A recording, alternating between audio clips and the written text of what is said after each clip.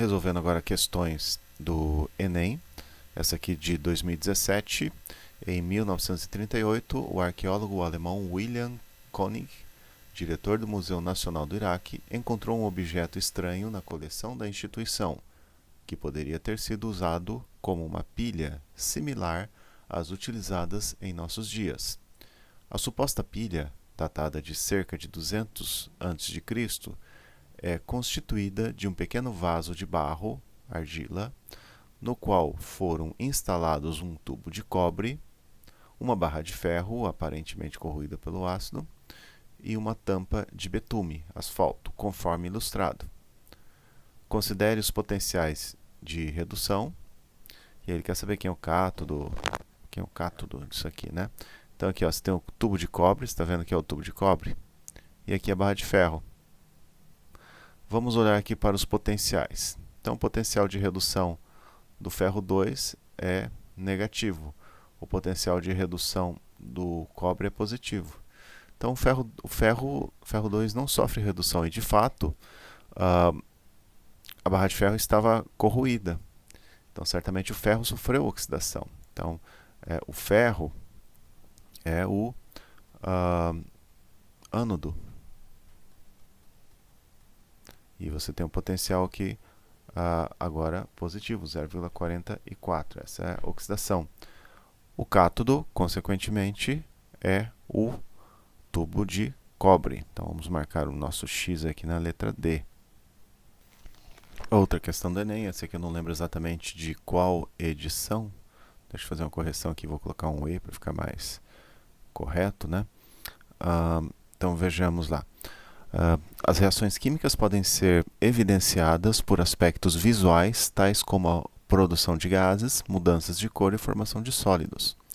Processos eletroquímicos podem ser caracterizados por essas evidências, como mostram as equações 1 e 2. Então, aqui na equação 1, você tem a semi-reação de redução do ferro 3 a ferro 2. Ferro 3 em solução é amarelo, ferro 2 em solução é verde claro.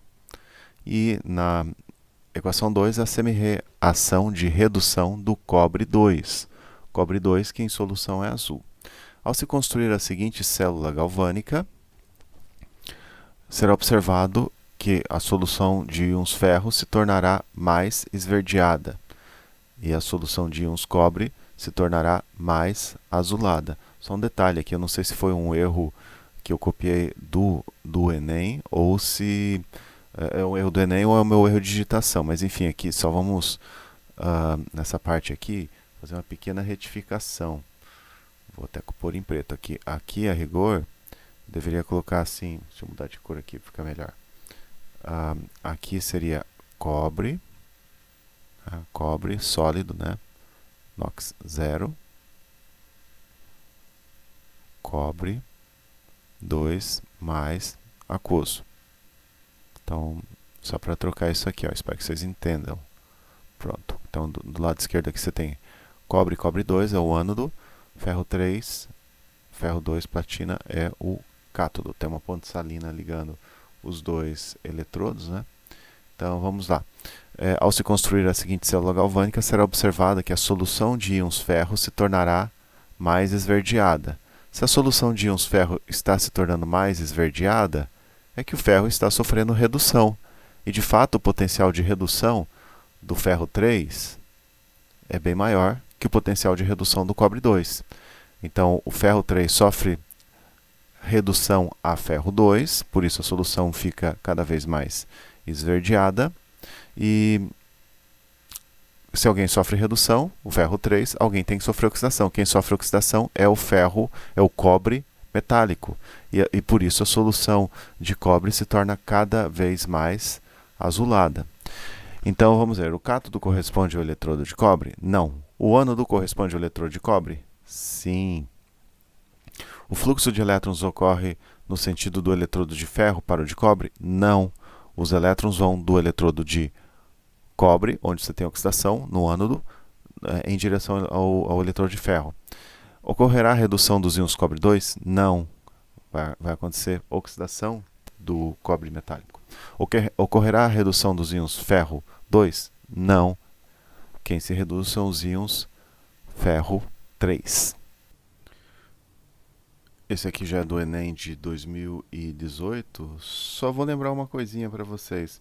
Ligações em série e em paralelo aqui nas pilhas. Então vamos pensar, né? Esse aqui é o polo positivo da pilha, negativo, positivo, negativo. O negativo é o ânodo, né? Ânodo. E aqui é o cátodo.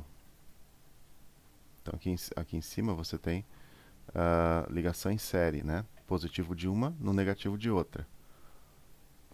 O negativo é o ânodo, o positivo é o cátodo. Isso aqui é uma ligação em paralelo. É diferente, positivo com positivo, negativo com negativo. Quando você liga em série as pilhas, você soma as voltagens. Quando você liga em paralelo, você não muda as voltagens. Bom, então vamos lá à questão. A invenção do LED azul, que permite a geração de outras cores para compor a pilha branca, permitiu a construção de lâmpadas energeticamente mais eficientes e mais duráveis do que as incandescentes e fluorescentes. Em um dos experimentos de laboratório, pretende-se associar duas pilhas em série para acender um LED azul de 3,6 volts para seu funcionamento. Considere as semi-reações de redução e seus respectivos potenciais no quadro. Então, nós vamos ter que pensar uma série de duas pilhas em que nós tenhamos pelo menos 3,6 volts. Então, vamos pensar um pouquinho. Olha, digamos que eu pegue aqui esses dois pares redox, níquel e zinco. Se eu inverter o potencial do zinco, inverter a semi-reação do zinco, colocar em termos de oxidação e combinar com o níquel, a voltagem vai ser muito baixa. Da mesma forma, se eu inverter aqui, por exemplo, a semi-reação de redução do dicromato, eu vou ter uma voltagem, e combinar aqui com o sério, também vou ter uma voltagem muito baixa. Então, o ideal seria combinar isso com isso, ou quem sabe com isso, ou isso com isso, ou quem sabe com isso. Ficou um pouco embaralhado, né? Mas vamos pensar, né?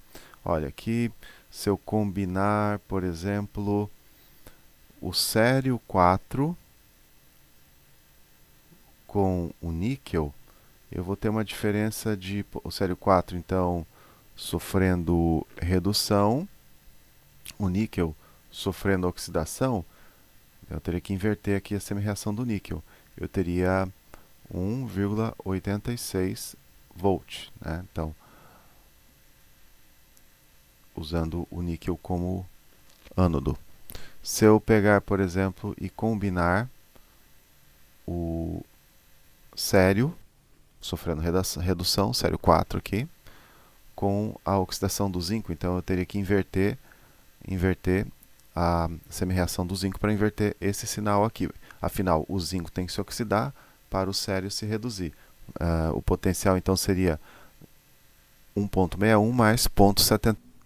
Então eu dei uma pausa no vídeo e coloquei aqui os potenciais considerando esses dois pares redox, ó, sério 4, sério 3 e dicromato, cromo 3, como fazendo parte do cátodo, porque eles têm os maiores potenciais de redução. Então, o sério 4 vai sofrer redução, o dicromato também. E esses outros dois pares redox, níquel 2, níquel 0 e zinco 2, zinco 0, como fazendo parte do ânodo, porque os potenciais de redução são menores. Então, para calcular esses valores aqui, eu simplesmente inverti os potenciais de redução desses metais, e quando combinado com esses pares redox aqui, do sério e do dicromato, eu tenho, então, as pilhas correspondentes. Vamos dar uma olhada aqui nas figurinhas. Olha, essa primeira figura aqui eu já posso descartar imediatamente. Sabe por quê? Cátodo com cátodo, ânodo com ânodo, é paralelo. Isso aqui é uma ligação em paralelo.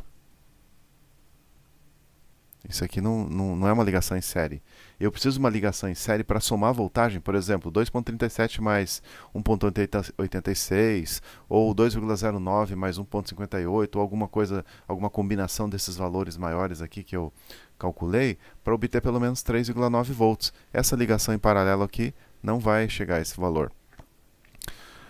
Vejamos o que nós temos aqui.